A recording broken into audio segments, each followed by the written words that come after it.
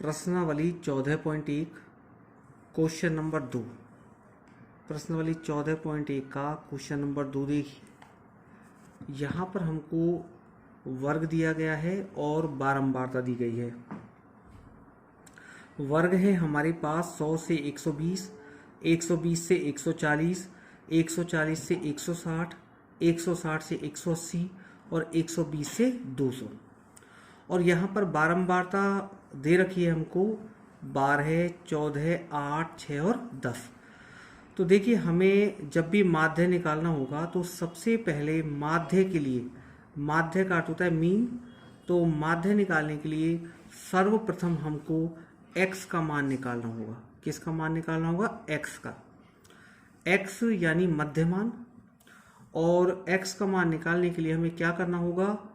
पहला तरीका तो ये है कि हम निम्न सीमा और उच्च सीमा को जोड़ के 2 का भाग लगा दें।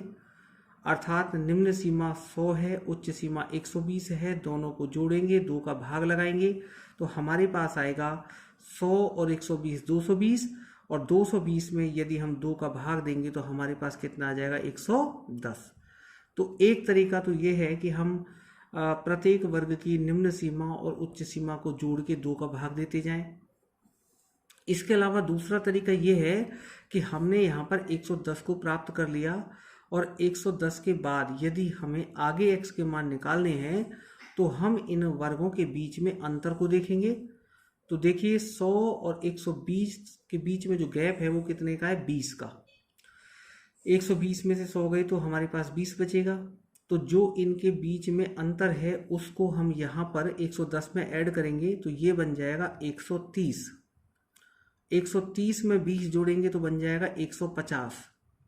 इसके अलावा यदि हम यहाँ पर देखें कि 100 और 120 के बीच में 110 आएगा, 120 और 140 के बीच में 130 आएगा, 140 और 160 के बीच में 150 आएगा। इसी प्रकार यदि हम 160 और 180 के बीच में देखें तो हमें कितना मिलेगा? 170।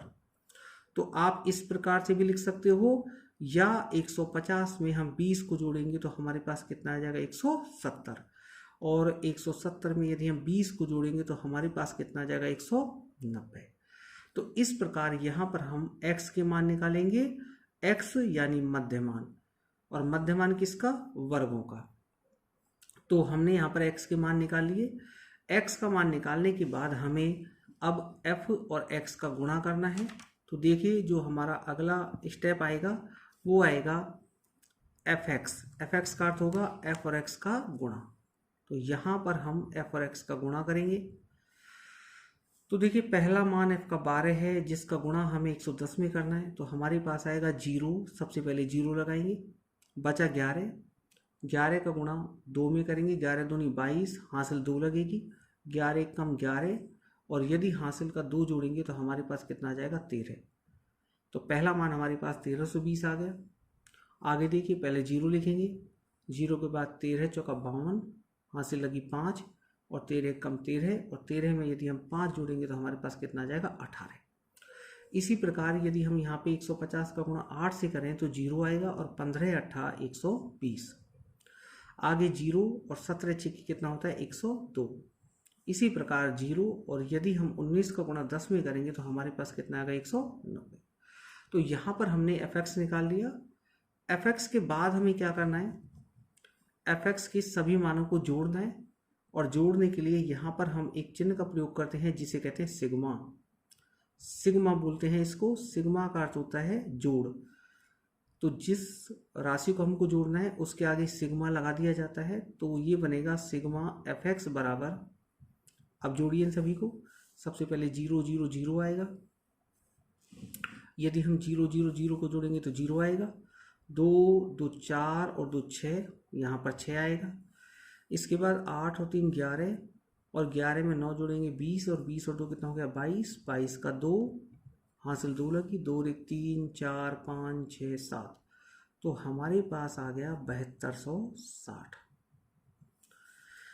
इसके बाद देखिए आगे हम f को जोड़ेंगे, और f को जोड़ने के लिए हमें यहाँ पे लिखना होगा सिग्मा f बराबर तो देखिए ये हम जोड़ेंगे तो 4 और 2 6 और 8 14 और 6 20 की 0, हासिल 2 लगी, 2 और 1 3 और 1 4 और 1 5। तो यहाँ पर हमारे पास सिग्मा एफ कितना आएगा, 50 आएगा।